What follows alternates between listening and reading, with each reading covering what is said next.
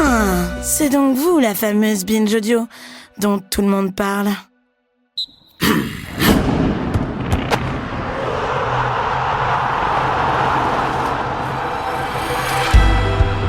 Chauvin, fanatique et grégaire, vulgaire, si ça n'est raciste, sexiste, stupide, violent. Voilà comment l'opinion publique voit les supporters de football masculin. Mais pourquoi ? Parce qu'après tout, on n'arrive pas au stade violent, raciste, misogyne ou homophobe. Non, on le devient en faisant un apprentissage d'une virilité toxique, souvent dès l'adolescence, au sein d'un groupe soudé pour toujours.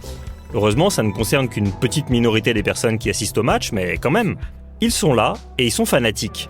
Comme l'écrivait le grand écrivain uruguayen Eduardo Galeano, dans sa vie, un homme peut changer de femme, de parti politique ou de religion, mais il ne change pas de club de football. Et quand on entend ça, on se dit que les supporters de foot, c'est pas des fans comme les autres. Ils ont un attachement plus fort, plus viscéral que les autres supporters. Et cet attachement à vie, ils le mènent en bande. Il y a en France 10 associations de supporters qui comptent plus de 1000 membres. Il y en a même une qui compte plus de 7000 membres à Marseille.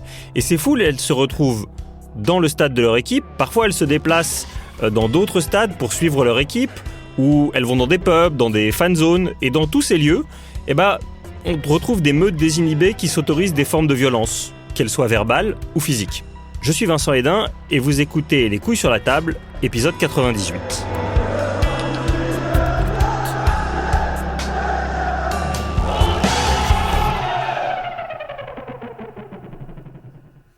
Alors, comment devient-on supporter de foot ? À quoi ça ressemble leur quotidien ? Pourquoi est-ce qu'ils basculent dans une forme de violence ? Pourquoi est-ce que cette dernière est si mal combattue par les pouvoirs publics comme les organisations sportives ?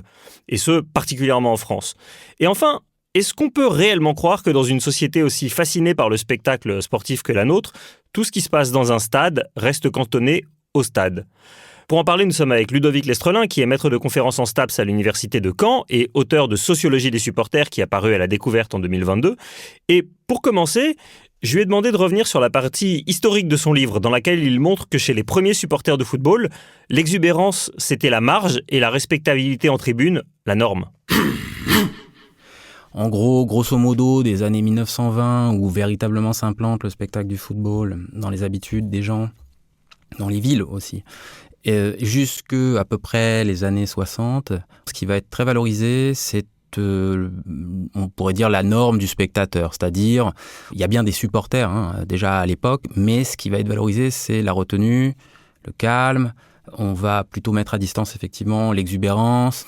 Et tout le paradoxe est que les premières associations de supporters qui se développent dans les années 1920-1930 dans notre pays, les membres de ces associations déjà proviennent de milieux plutôt aisés parfois, milieux urbains.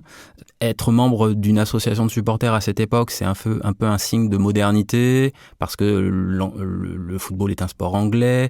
Et les membres de ces associations se vivent un peu comme une avant-garde du public, de vrais connaisseurs, de fins connaisseurs. Il s'agit presque pour eux d'éduquer en fait le public, et donc de se comporter un peu de façon distinctive, montrer justement une fine connaissance du jeu, de ses subtilités, et certainement pas de tomber dans l'outrance et l'excès. Donc on est sur effectivement un modèle qui est tout à fait étonnant à nos yeux de contemporains. Alors pour rentrer un peu dans la psyché des supporters, je citais en introduction la phrase d'Eduardo Galeano en disant qu'on ne change pas de club de football, jamais. Il y a des identités très fortes. Alors en France, moins, mais dans beaucoup de pays européens, il y a 2 clubs dans une ville. L'un qui a une connotation plus ouvrière et l'autre patronale. On n'a pas les mêmes références, les mêmes codes, selon qu'on soit pour le Barça ou pour l'Espagnol de Barcelone, pour le Real de Madrid ou l'Atlético Madrid ou pour Manchester City ou Manchester United. Et c'est des choses qui vont durer dans le temps, alors même que les propriétaires ont changé 15 fois, les modèles économiques ont changé, etc. Mais malgré tout, on reste supporter à vie. Qu'est-ce que ça dit de la psyché d'un supporter de foot ? Il y a une grande diversité dans les façons d'entrer dans le spectacle et de suivre le spectacle, d'être supporter. En revanche, il y a des formes plus ou moins légitimes.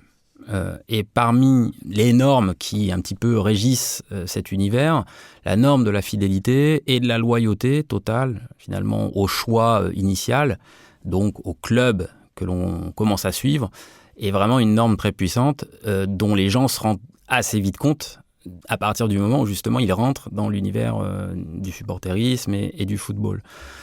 Moi, j'ai fait des enquêtes de terrain assez longues auprès de supporters. J'ai beaucoup travaillé sur l'Olympique de Marseille.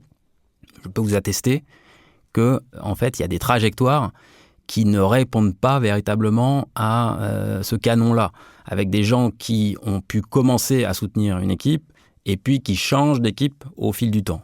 Malgré tout, effectivement, cette question de la fidélité, elle est vraiment très très importante. Et moi, je pense qu'il y a 2 éléments. Première chose, c'est intéressant, on retrouve un registre amoureux, la passion amoureuse. Et deuxième chose, on rentre dans le football enfant, en fait, dans cet univers-là. On y est initié enfant par un père, un grand-père, un oncle.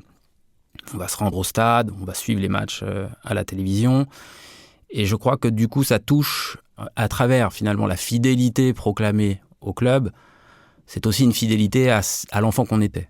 Je crois que ça, c'est vraiment fondamental. Un mot sur la passion et la fidélité, parce que dans votre livre, vous faites la différence entre les bons et les mauvais supporters, qu'on reconnaît beaucoup mieux que les bons et les mauvais chasseurs. Les mauvais supporters, c'est ceux qui sont là que lorsque leur équipe gagne. Et par définition, une équipe ne gagne pas toujours. Là aussi, qu'est-ce que ça nous dit, cette passion triste d'être là et d'encaisser défaite après défaite? Ça nous dit qu'il y a la question de la constance, effectivement. Alors, ce n'est pas moi qui trace la frontière entre le bon ou le mauvais supporter. Mais en revanche, c'est un univers où, en permanence, dans le monde des supporters eux-mêmes, il y a des débats quasi infinis sur la qualité du soutien. Qu'est-ce qui définit la bonne qualité du soutien? Qu'est-ce qu'un bon supporter, en quelque sorte? Pour avoir accompagné dans des déplacements au match, des groupes de supporters, donc j'ai partagé par exemple des voyages en car, en minibus, ce sont des débats qui reviennent énormément, où on va comparer un petit peu, je sais pas moi, l'ancienneté de son suivi, est-ce qu'on était à tel déplacement, à tel match il y a 20 ans, etc., etc. Donc en fait, en permanence, il y a des interactions avec des semblables, des gens qui partagent la même passion que soi-même, et on cherche en permanence à se positionner et à se singulariser aussi dans un univers qui est certes un univers collectif, mais qui n'empêche pas des formes de singularisation individuelle. Donc, une façon justement de se distinguer, de se valoriser, c'est de montrer la permanence de son soutien, de dire « moi j'étais là effectivement dans les mauvais moments, traversés par le club, et je n'ai pas lâché ». Ce qui renvoie à un discours ou un registre qui est celui, là aussi, de la passion, mais presque de la passion christique, j'ai envie de dire, religieuse, c'est la question de la souffrance, en fait. Et de surmonter la souffrance. En fait. J'étais au stade quand il y a eu France-Bulgarie et que l'équipe de France de foot n'a pas pu aller à la Coupe du Monde. J'étais au Parc des Princes quand il y a eu la remontada. Non, oui, du coup, c'était à Barcelone. À Barcelone, quand on a pris 6-1 et qu'on s'est fait éliminer. Parce qu'en général, on dit « on ». Vous ouvrez votre livre sur le fait que les supporters ne parlent qu'à la première personne du pluriel. Le « nous » est omniprésent. Oui. Et effectivement, c'est montrer qu'on endure. En fait, être supporter, c'est endurer pas mal de désillusions et d'épisodes négatifs. Hein. Finalement, ce qui compose, je dirais presque l'essence même du rôle de supporter et de cette figure-là, de cette posture de supporter, c'est justement d'être face à des difficultés et réussir à les surmonter. Et en quelque sorte, à l'inverse, vous allez essuyer des critiques, effectivement, si vos choix de soutien se portent sur des équipes qui ont pour caractéristique de gagner en permanence. En quelque sorte, c'est trop facile aujourd'hui d'être supporter du Paris Saint-Germain, sauf si vous dites que vous étiez là dans les années 80, les années 90 ou dans les années 2000, qui n'étaient pas des années très fastes d'un point de vue sportif.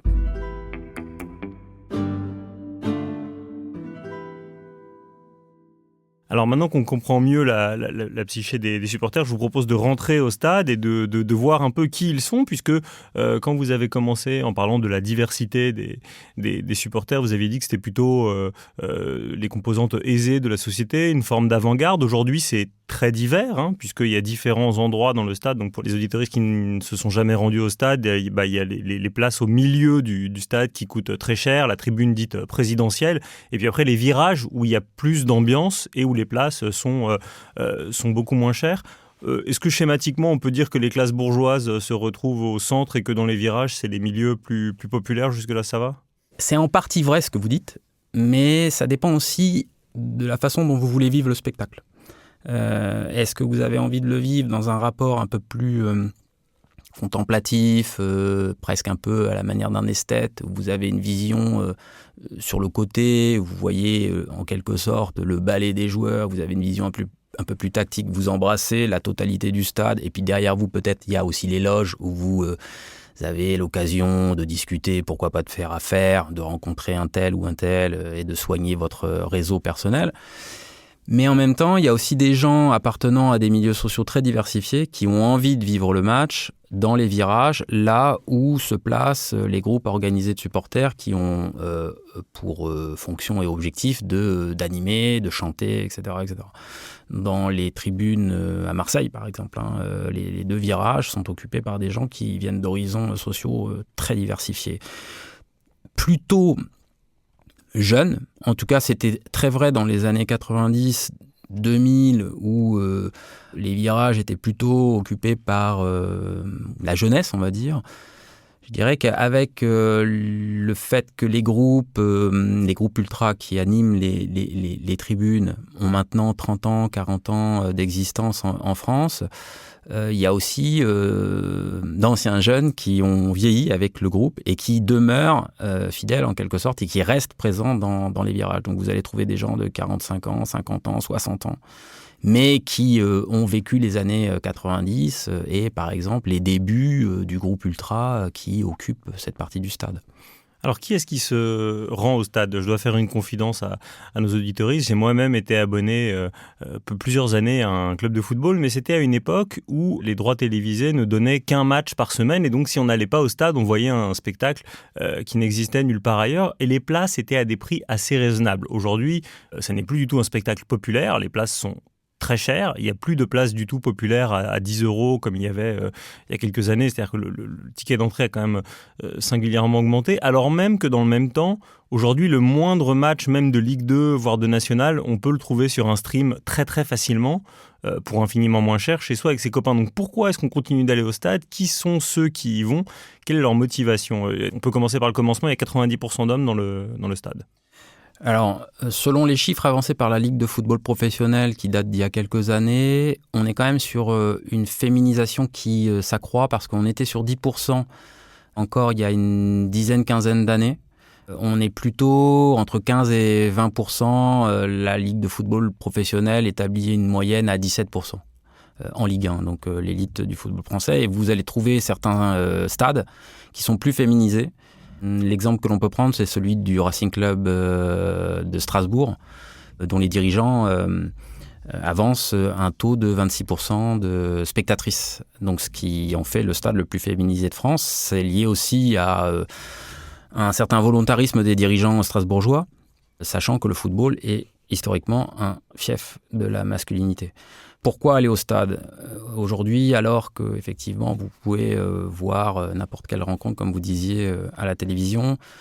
C'est presque très sensoriel d'aller au stade. C'est-à-dire, c'est à la fois une ambiance sonore, ce sont aussi des odeurs, c'est toute une atmosphère que les gens souhaitent éprouver.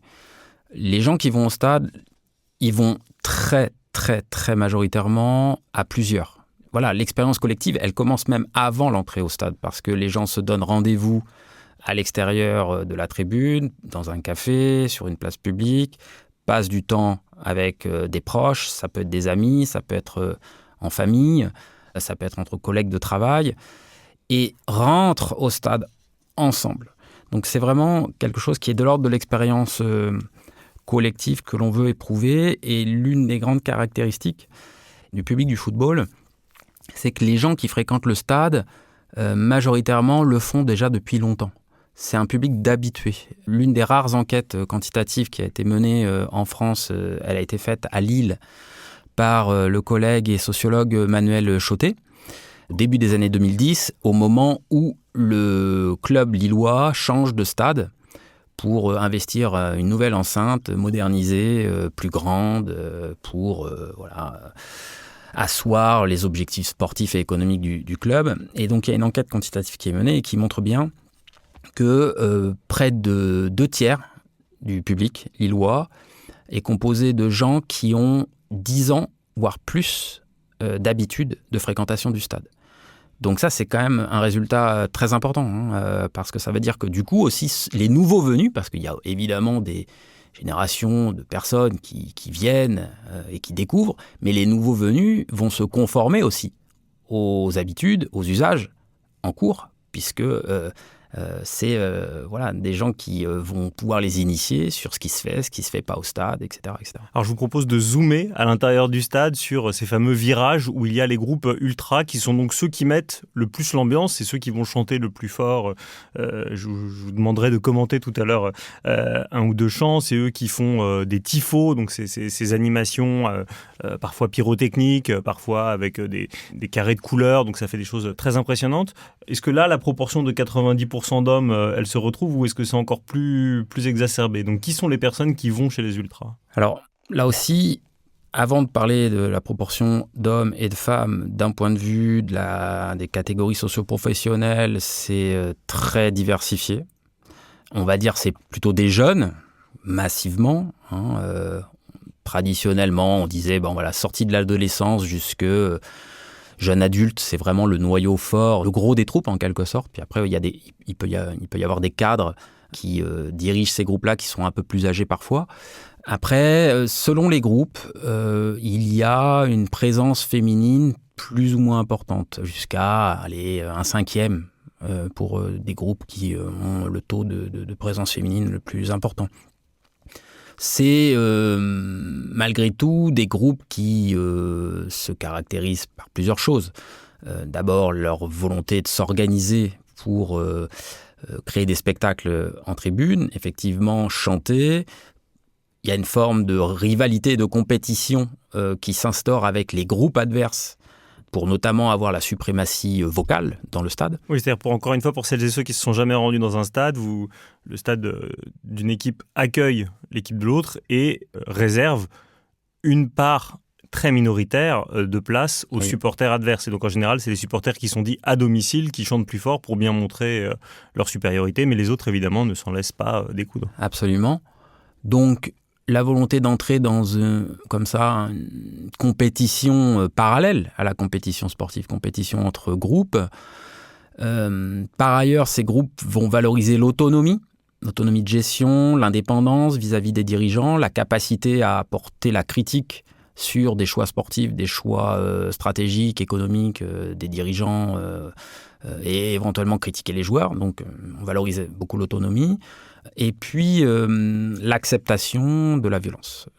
C'est un trait caractéristique du monde ultra, avec des positionnements variés, des groupes qui vont plutôt effectivement chercher à se positionner sur une échelle de radicalité et se positionner dans la rivalité physique et chercher l'affrontement régulièrement. D'autres qui sont beaucoup plus en retrait et qui n'useront de la violence vraiment qu'en dernier recours s'ils étaient attaqués. Donc en fait, ça aussi, il faut le comprendre. C'est-à-dire qu'il y a une échelle de radicalité dans les groupes ultra. Là aussi, le monde ultra n'est pas un bloc homogène, mais au contraire, très diversifié entre la façon dont le style ultra est vécu dans, les tribunes canaises et la façon dont le style ultra est vécu à l'Olympique Lyonnais ou au Paris Saint-Germain ou à l'Olympique de Marseille, il y a des nuances. Voilà. Il y a des positionnements qui sont très diversifiés.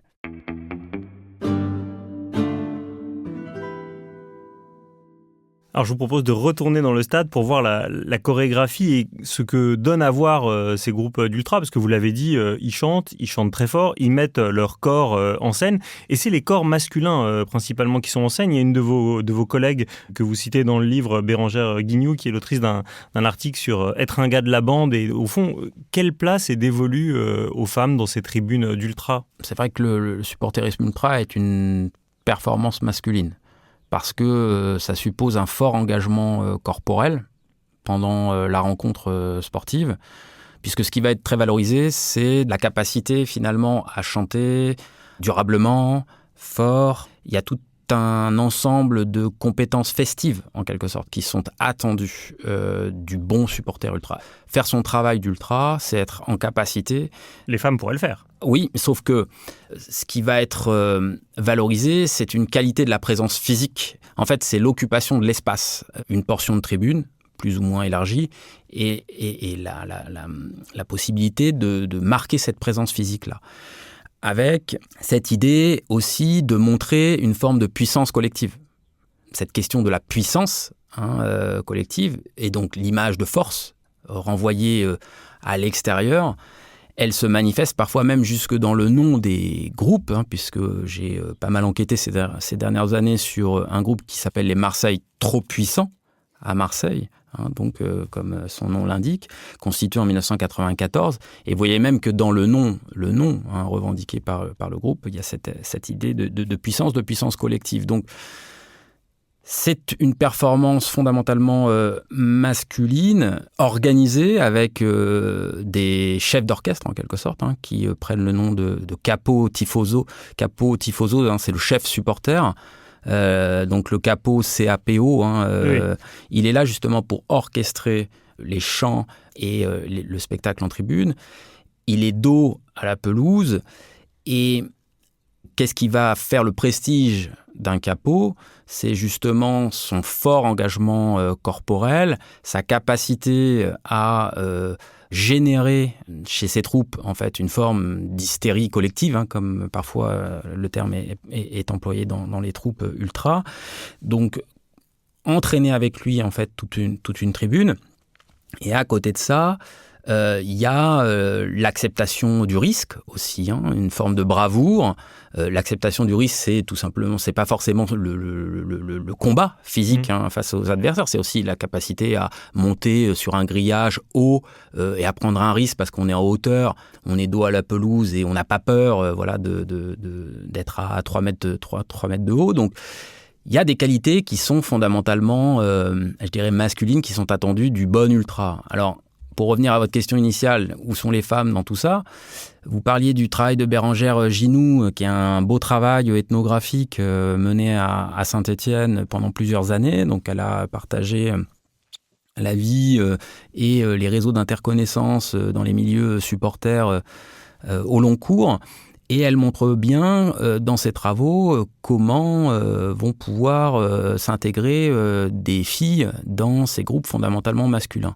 Elle montre que l'acceptation n'est pas simple.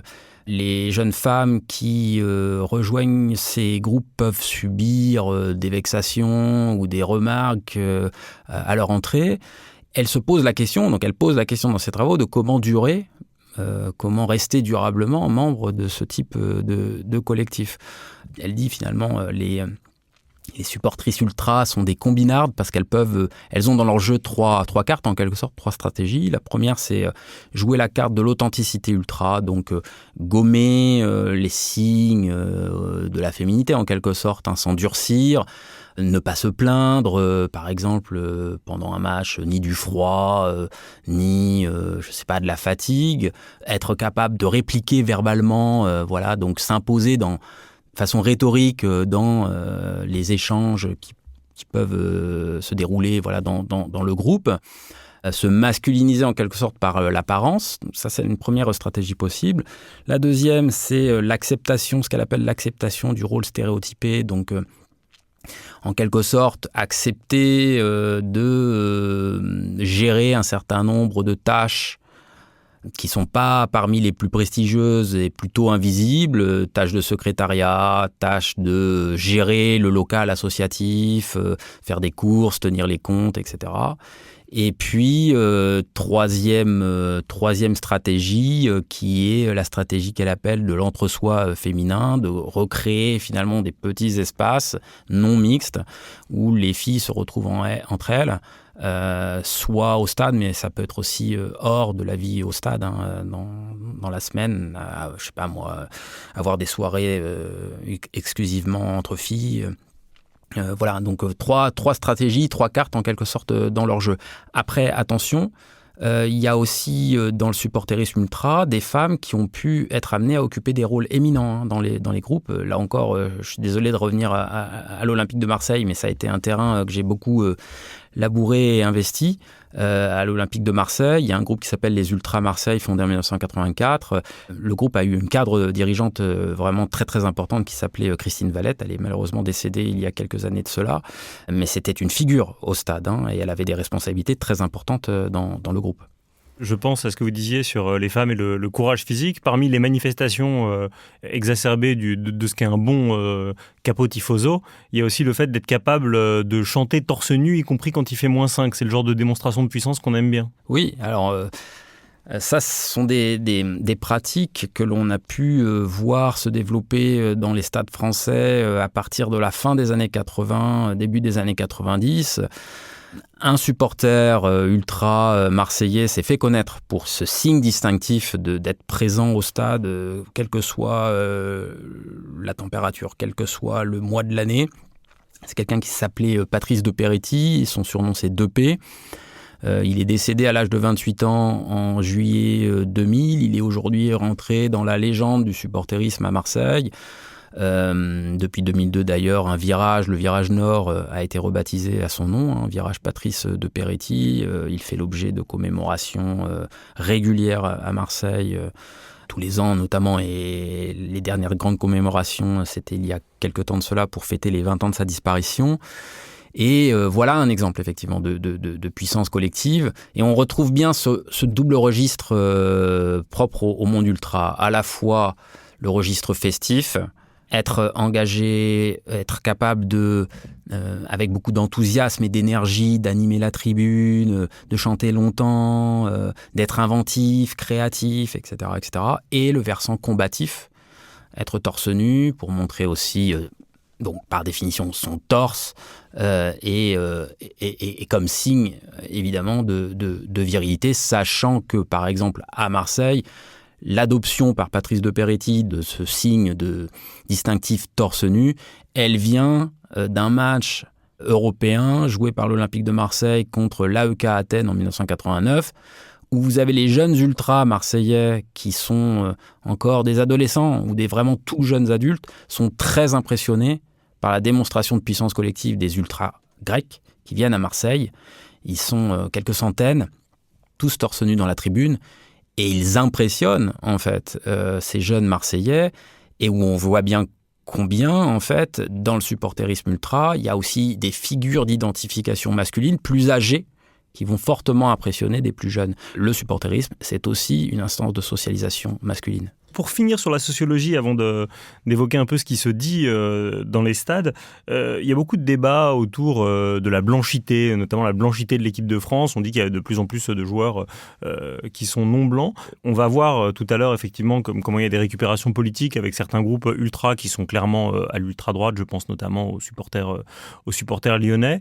Est-ce que cette question de l'origine ethnique des supporters, elle apparaît dans les travaux? Est-ce qu'on en sait un peu plus? Il y a deux clubs qui se distinguent par rapport à ça, où il y a une présence d'ultras qui sont des jeunes descendants de l'immigration, deuxième ou troisième génération, enfin peu importe. Il y a Paris et Marseille, qui de ce point de vue-là sont vraiment très spécifiques, parce que à Marseille, par exemple, vous allez au South Winners, le nom d'un des groupes ultra présent dans le virage sud, vous allez de l'autre côté, dans l'autre virage, au Marseille trop puissant, par exemple, vous allez rencontrer vraiment beaucoup de jeunes Marseillais issus des quartiers populaires et des descendants de l'immigration. Une fois sortis de ces deux clubs-là, effectivement, le supporterisme ultra va peu drainer de jeunes issus d'immigration. Premier élément d'explication qui pourrait tenir à la façon dont le supporterisme ultra, enfin la temporalité, et au moment où le supporterisme ultra se développe en France, seconde moitié des années 80, années 90, on est dans une période post-Ezel et autres drames liés au hooliganisme anglais.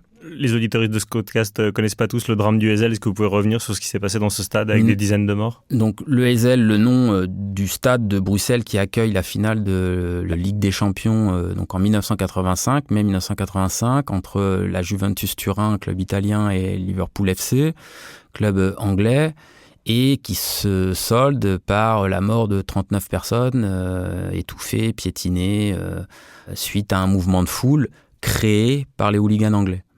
Le hooliganisme, donc phénomène de violence supporteriste lié à des groupes qui se revendiquent comme hooligans. Si on prend le cas français en imitant ce qui se passe en Angleterre ou en Allemagne ou aux Pays-Bas, qui sont des pays qui sont très touchés par cette question-là dans les années 70-80, en fait, le hooliganisme s'implante en France, notamment, pas que, mais notamment au Paris Saint-Germain. Or, suite au drame du Heysel en 85, il y a forcément une attention médiatique qui se porte sur les hooligans, notamment parisiens. Et il se trouve que les hooligans parisiens ont des connexions très nettes, très claires, politiques, d'extrême droite.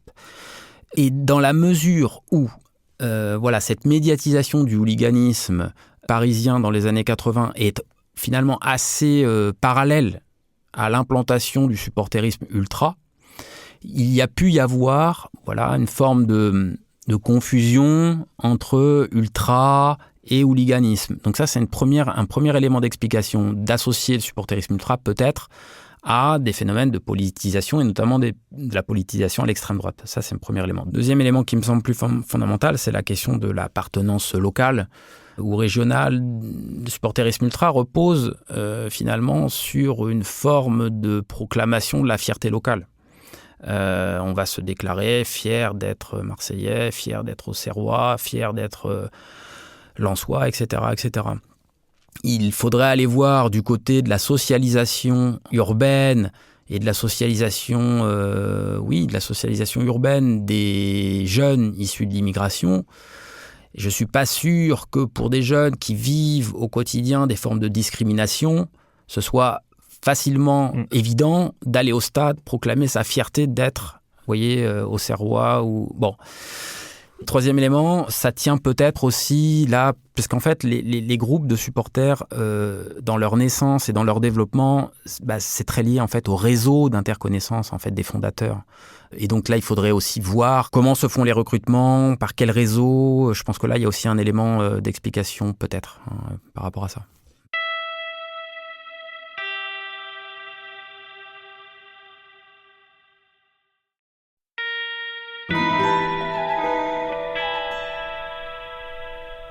Donc on a fini avec cette sociologie, on voit qui sont les supporters, quels sont leurs modes d'interaction physique. Je voudrais désormais m'intéresser à leurs paroles.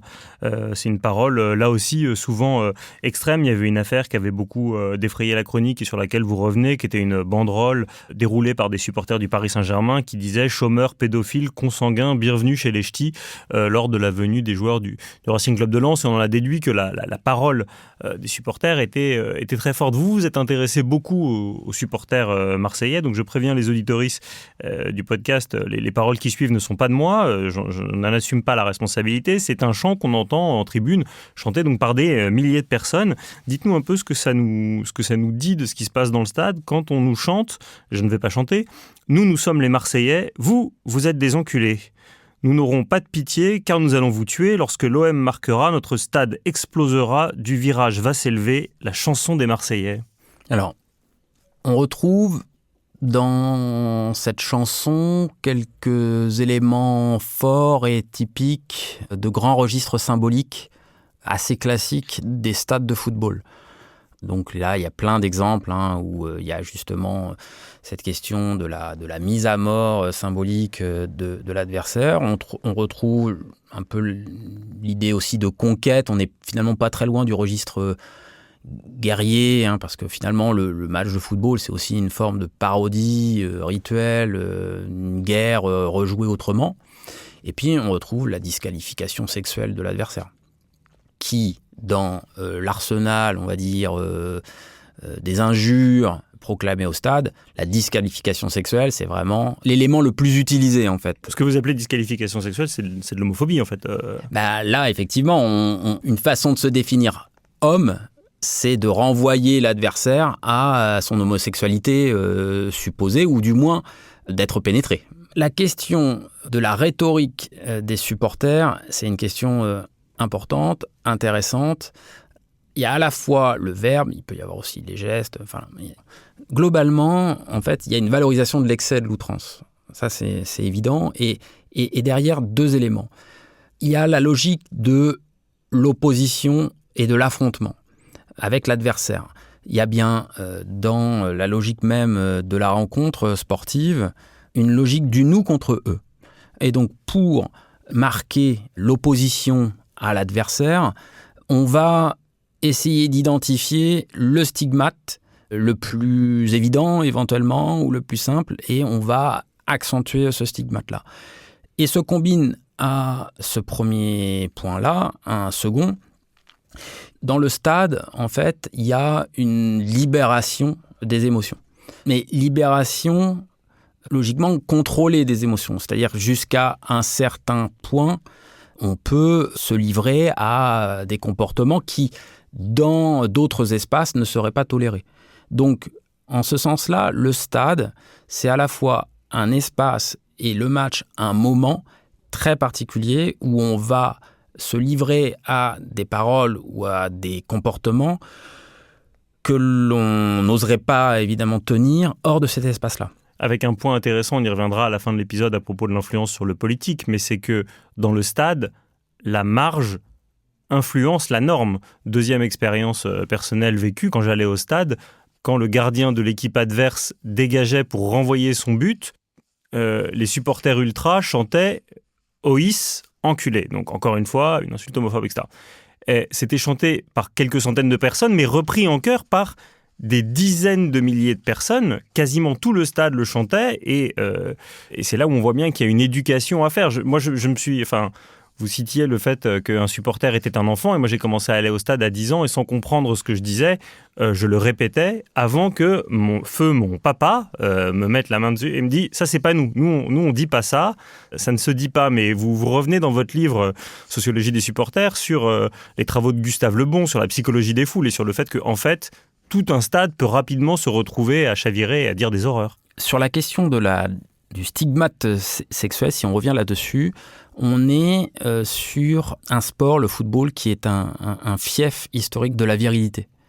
Et un sport qui valorise l'affrontement aussi. L'affrontement physique, c'est un sport agonistique, au sens de la compétition et de l'affrontement physique vis-à-vis d'autrui. Et donc, du coup, des niveaux d'agressivité physique qui sont assez élevés dans ce sport-là, et qui se retraduisent aussi dans une forme d'agressivité verbale. Du coup, le football est un univers finalement de valorisation de la masculinité, de la virilité, de la force, du courage, à la fois sur le terrain et à la fois dans le stade. La parole homophobe, elle n'est pas tant que ça réprimée. Les joueurs non plus eux-mêmes ne se répriment pas beaucoup. Il y a peu, en mai, il y avait la journée mondiale de lutte contre l'homophobie, et il y a plusieurs joueurs de Ligue 1 qui ont choisi de ne pas arborer le badge arc-en-ciel. Il y a même un joueur de Monaco qui a préféré le recouvrir maladroitement de 2 scotch noirs. Donc ça, c'est quelque chose contre lequel on arrive peu à lutter. En revanche, pour donner un peu d'espoir aux auditoristes, vous écrivez qu'il y a quasiment plus de croix gammées dans les stades et qu'on n'entend plus de cris de singe. Le racisme, lui, il a considérablement reflué. Il a reflué parce qu'il y a eu aussi un volontarisme, donc une action en fait collective pour faire en sorte que ces comportements-là ne puissent plus prospérer dans les tribunes. Ça ne veut pas dire que le racisme a complètement disparu, il ne faut pas être naïf. Il y a encore des groupes de supporters qui clairement ont des connexions à l'extrême droite, qui peuvent tenir des propos racistes. Ça existe encore, mais c'est considérablement moins vrai qu'il y a une trentaine d'années. Par ailleurs, au-delà des groupes qui sont d'extrême droite, vous parliez tout à l'heure du stade en général et des milliers de personnes qui vont au stade et qui peuvent parfois effectivement avoir un comportement outrancier. On va prendre un exemple maintenant qui est fameux, qui est connu, qui est celui de Joseph-Antoine Bell à la fin des années 80, enfin tout début des années 90, qui revient jouer au stade Vélodrome sous les couleurs de l'opposant de l'époque, Girondins de Bordeaux. Le club marseillais et le club bordelais sont un peu les deux clubs fortement rivaux de la fin des années 80, début des années 90. Donc ancien gardien de but de l'Olympique de Marseille, qui signe chez le rival bordelais et qui revient au stade Vélodrome. Et vous avez... Joseph-Antoine Bell est en noir, ce qui est important pour le site de l'histoire. Pardon, oui, je suis allé un peu trop vite. Joseph-Antoine Bell étant d'origine camerounaise, il est noir et il se reçoit sur la figure où à côté la pelouse atterrissent des bananes. Voilà, typiquement le genre de comportement que l'on ne voit plus dans les stades de football. En France. Mario Balotelli en a reçu en Italie. Alors là, l'Italie ou l'Espagne ont un problème, clairement, avec ça. Il y a un vrai problème.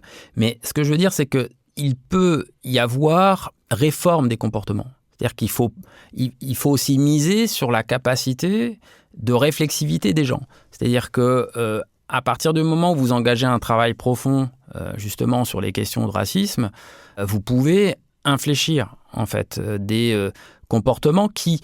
Je suis sûr qu'en 1990, il y a plein de jeunes Marseillais, et là pour le coup, je veux dire, c'est vraiment des choses que l'on voyait dans les virages, pourtant occupés par des jeunes eux-mêmes issus de l'immigration. Hein. Mais à partir du moment où vous commencez à en parler, de dire là, il y a un problème, il faut modifier ça, il y a toujours aussi la possibilité d'infléchir les comportements. Je crois que c'est possible aussi sur la question de l'homophobie, mais finalement, cette question-là, elle est beaucoup plus récemment posée dans l'espace du football. Et là, pareil, ça veut dire qu'il faut un volontarisme, il faut un travail, en associant aussi les groupes de supporters. C'est déjà en cours en France. Hein. Il y a des ateliers qui sont organisés par des associations qui luttent contre l'homophobie avec des collectifs de supporters pour faire réfléchir aussi les gens sur leurs propres pratiques.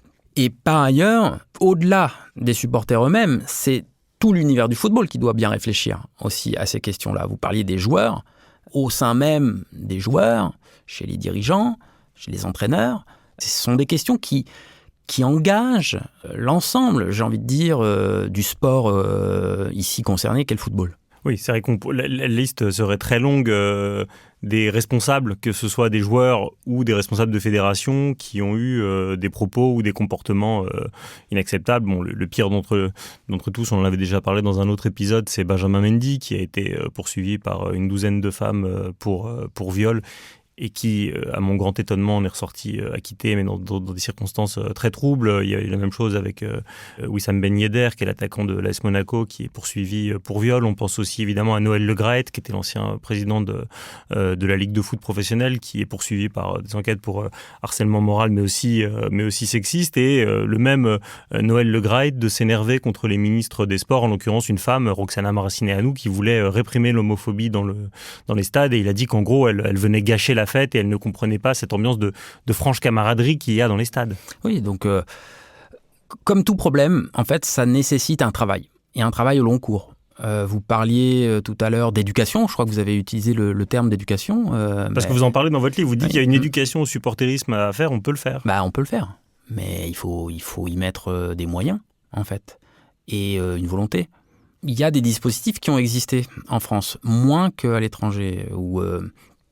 Je pense à l'Allemagne, où il y a un vrai travail qui a pu être opéré dès les années 80, déjà une réflexion sur qu'est-ce que l'on veut faire du football, c'est quoi la place du football dans la société, tout un travail socio-éducatif au long cours, ça s'appelle les fan projects. Je vais prendre l'exemple de la France plutôt. Autour du club de Toulouse, le Toulouse FC, a émergé une initiative de la part du club, qui date de 2003, si je ne dis pas de bêtises. Entre 2003 et 2020, grosso modo, il y a eu un programme qui s'appelait Jeunes citoyens supporters. Assez ambitieux, porté par le club. Il y avait des salariés qui s'occupaient de ça et qui signaient des conventions en fait, avec un certain nombre de municipalités de la région Midi-Pyrénées, de tous les départements, et qui menaient des actions de sensibilisation sur des sujets variés, la question du racisme, la question du fair play, la question de mieux connaître l'arbitrage. Et parallèlement à ces actions de sensibilisation, donc portées par des animateurs sociaux dans les différentes municipalités, auprès des enfants scolarisés en primaire, des collégiens, des lycéens, parallèlement à ça, du sport, des tournois sportifs, et une tribune réservée à ces jeunes venus des différents départements de la région qui se regroupaient avec une tenue spécifique pour les rendre visibles et identifiables, donc au stade. Et au stade, ils menaient des chants, ils participaient à la rencontre. Donc pendant une quinzaine d'années, ce programme-là, Jeunes citoyens supporters, il a existé. Mais vous voyez bien que ça nécessite des moyens et un volontarisme des dirigeants. C'est à une époque, il y a eu une volonté des dirigeants. Aujourd'hui, c'est plus trop le cas.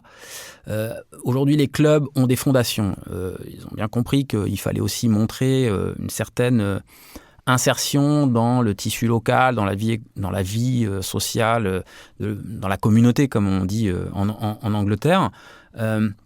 Donc il y a des fondations, il y a des politiques RSE qui ont été mises en œuvre. Je sais qu'autour de l'Olympique de Marseille, la fondation OM veut mettre en place un programme de lutte contre les formes de violence sur le terrain et pourquoi pas aussi en tribune. Mais voilà, tout dépend des moyens que vous voulez y mettre, du temps que vous voulez y consacrer. C'est pas toujours évident dans des organisations, les clubs professionnels, qui se pensent avant tout comme des entreprises de spectacle.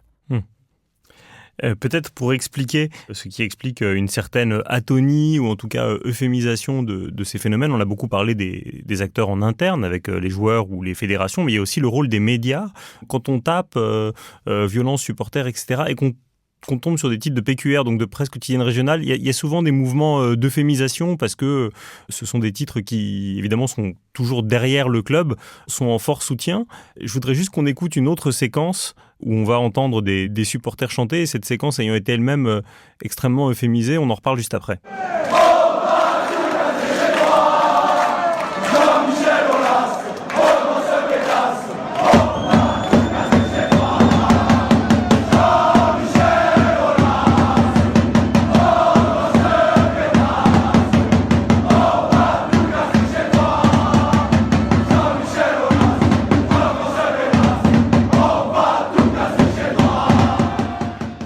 Donc bon, comme pour les auditoristes, vous n'avez pas la vidéo, sur le lien YouTube que vous retrouverez sur la page de l'émission, on voit donc des centaines d'hommes torse nus chanter Jean-Michel Aulas, qui est donc le nom du président de l'Olympique Lyonnais, « Ô grosse pétasse, on va tout casser chez toi ». Je suis désolé, mais la scène, elle fait quand même très peur à voir, de voir ces centaines de types très musclés, etc. On n'est pas très loin d'une action un peu de factieux, et ça a été présenté dans la presse comme quelque chose de relativement débonnaire, où il ne fallait pas chercher le mal partout. Est-ce que vous voyez une responsabilité des médias qui euphémiserait cette violence ? Bon, il est clair que vous avez raison de pointer le rôle de la presse, le rôle des médias, parce que évidemment que le football est un objet médiatique de première importance.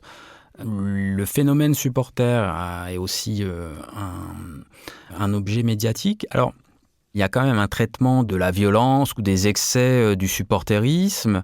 Ce qui est fondamental, en fait, dans la façon dont la presse travaille, c'est aussi la connaissance qu'a le journaliste de ce phénomène-là.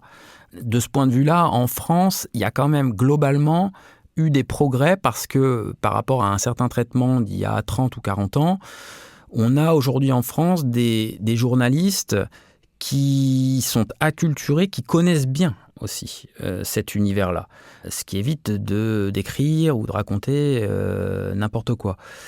Après, au niveau de la PQR, de la presse quotidienne régionale, oui, il est évident qu'il y a des liaisons économiques, je dirais presque systémiques en fait, entre les clubs professionnels et cette presse locale. Si on prend l'exemple de Marseille, l'Olympique de Marseille, le club professionnel et le journal La Provence forment un seul et même ensemble, interdépendant économiquement.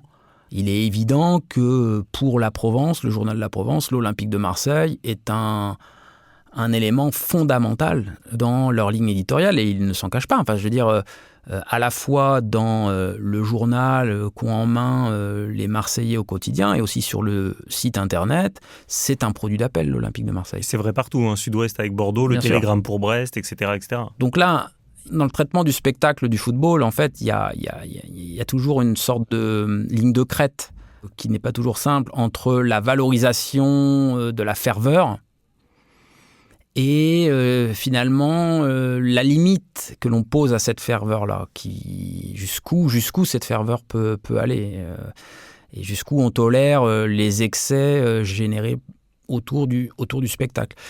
Mais en fait, c'est une vieille question parce que cette question-là, elle est posée dès le départ. Dans les années 20-30, à un moment où justement s'implantent et s'instituent dans le paysage français les matchs de football, le spectacle du football, elle est déjà là, cette question-là. La presse relate quand même régulièrement, dans les années 20-30, des désordres. Il ne faut pas croire aussi que les stades des années 20-30 étaient absolument pacifiés. Il y avait des désordres, pas du même ordre qu'aujourd'hui, mais on s'en prend régulièrement à l'arbitre, on lui jette des pierres, parfois on le poursuit après la rencontre, on cherche à molester les joueurs de l'équipe adverse. Voilà, il y a aussi des troubles. Il y a une centaine d'années, les matchs ne se déroulent pas toujours dans une atmosphère absolument apaisée. C'était pas mieux avant, voilà, le petit point, c'était pas mieux avant. Pour finir tout à fait cet épisode, justement, je voudrais qu'on parle un peu de politique, parce que là, pour le coup, c'est un fait plus neuf. Aujourd'hui, le football est plus que le football, c'est un fait total. Les plus grosses audiences réalisées par des matchs de football sont en dizaines de millions de spectateurs quand la France a gagné. À partir du moment où Jacques Chirac, qui n'en avait rien à faire du football, va au stade quand la France devient championne du monde, il y a une espèce de continuum. Le président Sarkozy est un grand fan de foot, supporter du PSG. Le président Hollande aurait pu commenter des matchs et Emmanuel Macron met régulièrement en scène son amour de l'Olympique de Marseille et de l'équipe de France. Il se rend en tribune, il se demande à se faire photographier. Et alors, en fait, c'est assez amusant. On a l'impression que le politique récupère le football et vous montrez dans la fin de votre ouvrage que d'un point de vue spectaculaire, c'est l'inverse qui se passe. C'est le politique qui s'inspire du football. Oui, ça c'est assez frappant. Il y a une fenêtre en particulier qui permet de voir ça, c'est le moment des grandes élections. Notamment pendant les campagnes présidentielles, si vous regardez les meetings tels qu'ils sont organisés aujourd'hui, il y a quand même des comportements et des pratiques qui imitent ce que l'on voit dans les stades. Et il suffirait de prendre des photographies à deux époques différentes, dans la période récente, et puis une photographie ou des photographies de meetings politiques des années 70. Et je pense qu'il y aurait vraiment des choses qui nous sauteraient aux yeux sur, je ne sais pas moi, la présence aujourd'hui des drapeaux, de militants qui se comportent tels des supporters dans les travées.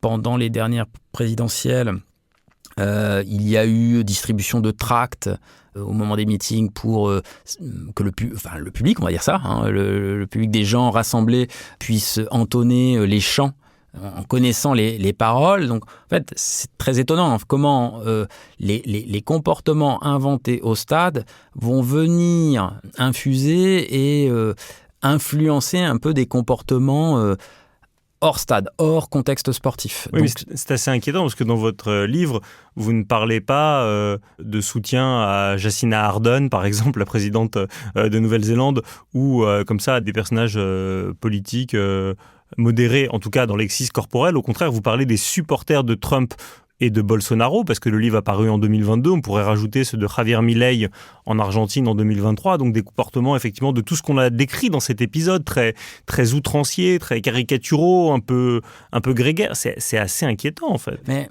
les comportements là que je décris lors des meetings ne sont pas forcément l'apanage des candidats les plus extrémistes et les plus inquiétants. J'ai en tête là très clairement des images, je sais pas moi, de la campagne de François Hollande en 2012. Ça va. et très clairement, on a vraiment des militants agitant des drapeaux. Alors, il n'y a pas d'écharpe, mais voilà, c'est quand même très, très frappant. Après, je pense que fondamentalement, il y a bien un lien entre foot et politique, contrairement à ce que l'on peut parfois dire sur l'apolitisme supposé, l'apolitisme, apolitisme supposé du sport et du football en particulier. Bon, il y a quand même le football étant un fait social si puissant. Rassembleur aussi, vous pouvez difficilement passer à côté si vous avez des prétentions politiques. Voilà. L'une des caractéristiques du football, historiquement, c'est sans doute le sport qui a fait l'objet d'appropriation par des groupes sociaux très diversifiés.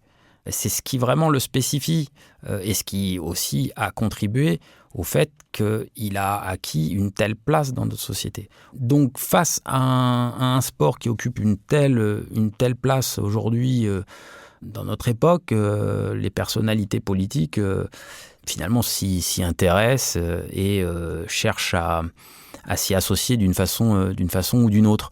J'ajouterais juste sur cette question du rapport entre football et politique, l'une des peut-être choses qui est assez étonnante, c'est le romancier Tim Parks, qui est un Anglais installé en Italie. Donc un Anglais installé en Italie, vraiment on est au cœur même du football, quoi. Je veux dire, les Anglais ont inventé le football, les Italiens l'ont très vite vénéré et on sait combien le football a une place très importante dans ce pays-là. Et Tim Parks, il écrit en 2002, je crois, un ouvrage qui s'appelle Une saison avec Vérone. Il suit le club de Vérone, dans le nord de l'Italie, et il décide, pendant toute une saison sportive, d'aller à tous les matchs, à la fois à Vérone, mais aussi d'accompagner le club dans tous ses déplacements. Et pour le coup, il se retrouve avec un collectif de supporters, d'ailleurs, dont certains ont des accointances très claires avec l'extrême droite. Et donc, il chronique cette saison-là, et il a une formule tout à fait intéressante.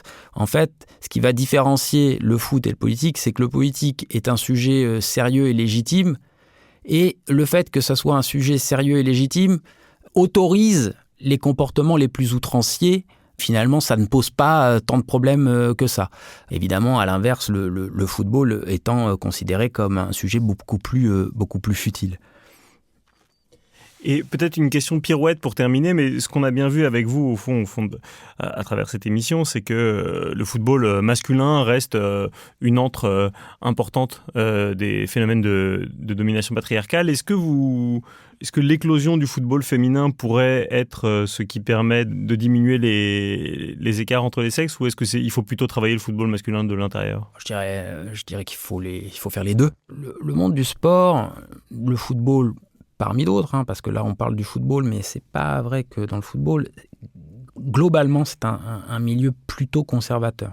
Le monde fédéral, quand même des dirigeants qui sont plutôt âgés, plutôt des hommes blancs, voilà. Donc ce mouvement-là, il a commencé, ce mouvement d'ouverture. On voit aujourd'hui plus de femmes occuper des positions éminentes dans le mouvement sportif, et il faut que ça continue. Et parallèlement à ça, le développement du football pratiqué par les femmes, il y a un enjeu fort de visibilité médiatique, un enjeu de développement économique, institutionnel. Le football français semble, pour le coup, s'engager dans cette voie-là. Mais je tiens à dire que autour du football féminin, il y a dans le quotidien, dans le championnat national, on n'a pas les mêmes affluences que dans le championnat masculin, mais on a parfois quand même des groupes de supporters organisés qui soutiennent l'équipe masculine de leur club et qui vont aussi aux matchs des féminines. Autour du Paris Saint-Germain, c'est le cas, par exemple. On va s'accrocher à ce petit signal très positif pour terminer cet épisode. Merci beaucoup, Ludovic Lestrénin, c'était passionnant. Je rappelle le titre de votre livre, Sociologie des supporters. Ça a paru à La Découverte en 2022 et toutes les très nombreuses références que vous avez citées des travaux de vos collègues seront mis sur la page de l'émission. Chers auditeurs, j'espère que ça vous a intéressé. Pourquoi pas donner envie d'aller au stade? N'hésitez pas à partager l'émission. Et si jamais vous avez la chance d'être en vacances alors que vous nous écoutez, eh bien bonnes vacances. Si vous n'avez pas cette chance, eh bien bon courage.